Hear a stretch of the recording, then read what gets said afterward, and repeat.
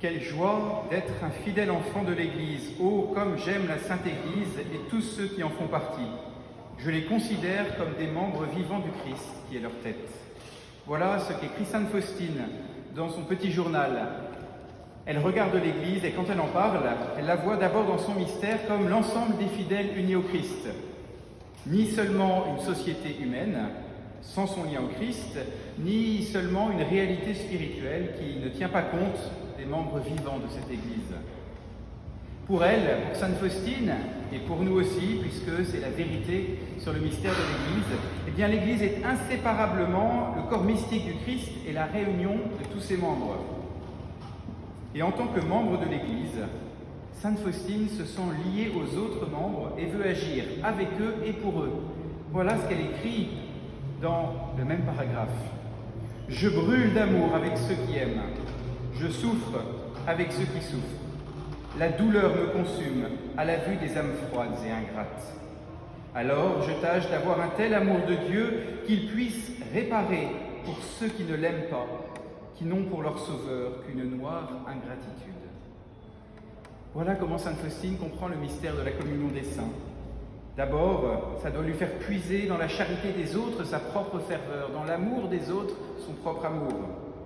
Ça doit lui faire regarder la souffrance des autres pour y compatir, et ça doit l'attrister du péché des autres membres de l'Église pour les réparer. Et c'est cette dernière dimension, cette dimension de réparation dans la vie de Sainte Faustine que j'aimerais développer aujourd'hui avec vous, et spécialement avec vous, chers frères de communauté. Parce que la tristesse devant le péché des autres est une bonne chose, et souvent, Sainte Faustine va pleurer, non pas parce que c'est une femme, mais parce qu'elle est touchée par le péché, comme Jésus va pleurer devant Jérusalem en voyant le péché. Et ensuite, parce que cette tristesse devant le péché d'autrui, eh bien c'est un appel à réparer l'offense du péché. Cette réparation, c'est très présent dans la vie de Sainte Faustine. De nombreuses fois, et en préparant cette homélie, j'ai été regarder de nombreuses fois, elle va parler de la réparation. Elle s'offre pour réparer, et elle s'offrira en victime à la miséricorde pour réparer de tous ceux qui ne veulent pas accueillir la miséricorde de Dieu. Présent dans la vie de Sainte Faustine, et puis présent dans la spiritualité, qui est celle de la miséricorde, celle que nous vivons dans la communauté, avec évidemment au cœur de cela la prière du chapelet de la miséricorde, dans laquelle chaque jour, 5 fois, nous prions en réparation de nos péchés et de ceux du monde entier.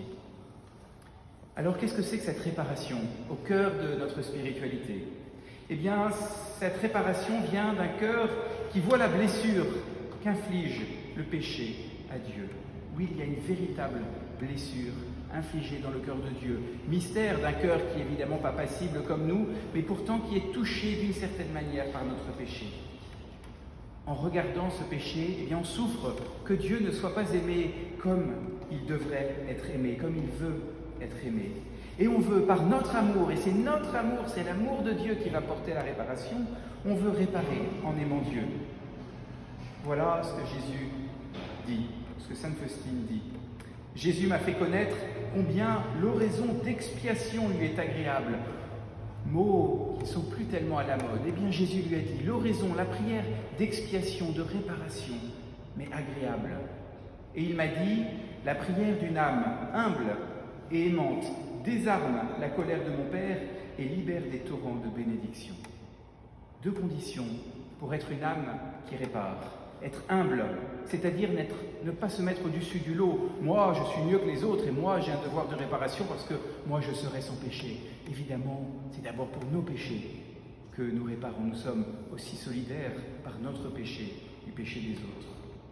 Et aussi, être aimant, c'est agir comme signe d'amour. Seigneur, je vous aime tellement que je veux réparer pour ceux qui ne répareront pas parce qu'ils n'ont pas la grâce de vous aimer autant. Vous voyez comme la réparation se tourne vers Dieu pour le consoler et non vers les pécheurs pour les enfoncer. C'est pas maudit pécheur, vous faites du mal au bon Dieu, c'est ô Seigneur, vous êtes si peu aimé, eh bien moi, je vais essayer d'aimer un peu plus. On peut réparer si on aime et Dieu et les pécheurs qui risquent de se perdre. Sainte Faustine a été éduquée à cela. Voilà ce qu'elle écrit.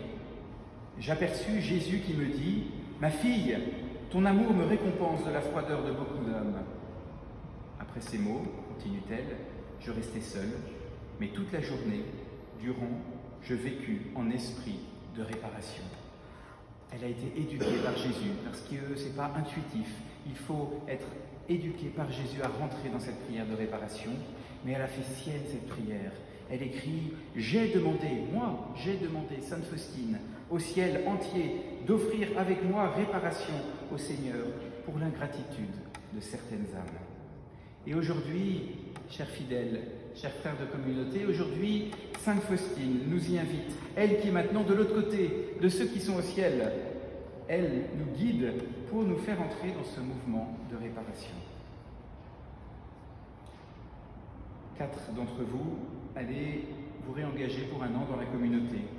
Eh bien, que ce soit un réengagement à devenir plus ardent réparateur. Il y a un rôle particulier des consacrés au Seigneur, de ceux qui ont une vie consacrée, appelés spécifiquement par le Seigneur pour cela. Eh bien, ils ont un rôle tout particulier.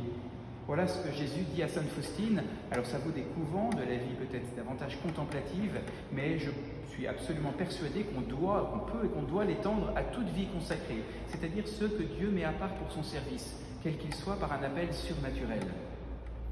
Voici ce qu'il dit. C'est pour sanctifier le monde que j'ai suscité les couvents. C'est d'eux que doit jaillir une ardente flamme d'amour et de sacrifice. Le sacrifice, c'est pour leur réparation, pour l'expiation.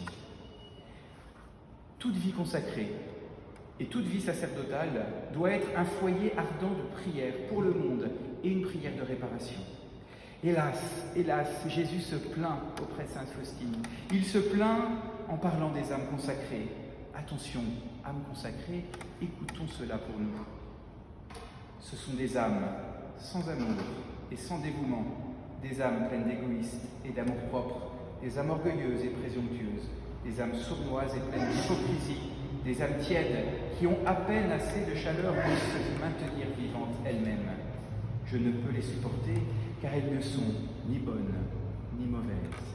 Et en entendant cette dernière parole terrible, eh bien nous revient évidemment en tête les mots de l'Apocalypse. Ainsi, parce que tu es tiède, que tu n'es ni froid ni bouillant, je te vomirai de ma bouche.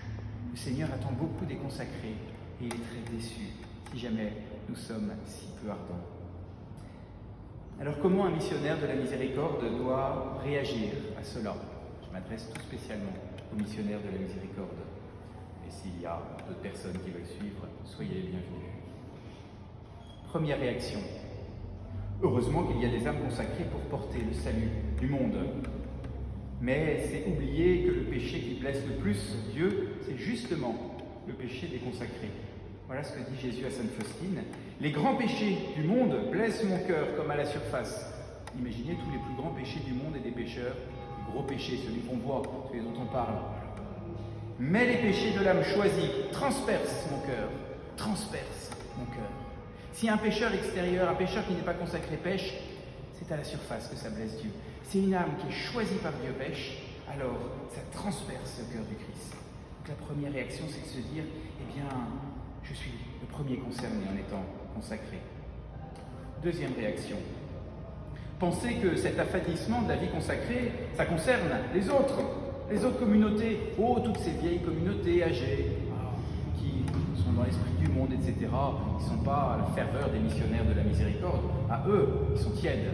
Mais nous, heureusement qu'on est là. C'est pas nouveau cette réaction.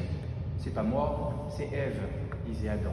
Toujours la même chose. Ça ne me concerne pas. Et quand Jésus parle des âmes consacrées ainsi qui sont froides, c'est pour les autres. Nous, missionnaires de la miséricorde, nous sommes fervents et missionnaires. Troisième réaction. Saisir que le danger est présent pour nous, pour notre communauté.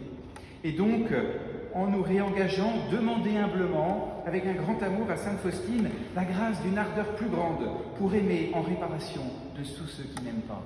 Comme c'est facile et comme c'est beau, il faut demander cette grâce. Retrouvez aujourd'hui, vous qui vous engagez, à nouveau qui vous réengagez, et nous tous qui vivons avec vous cette belle étape de réengagement, retrouvez une ardeur nouvelle, spécialement à travers l'adoration eucharistique vécue en esprit de réparation.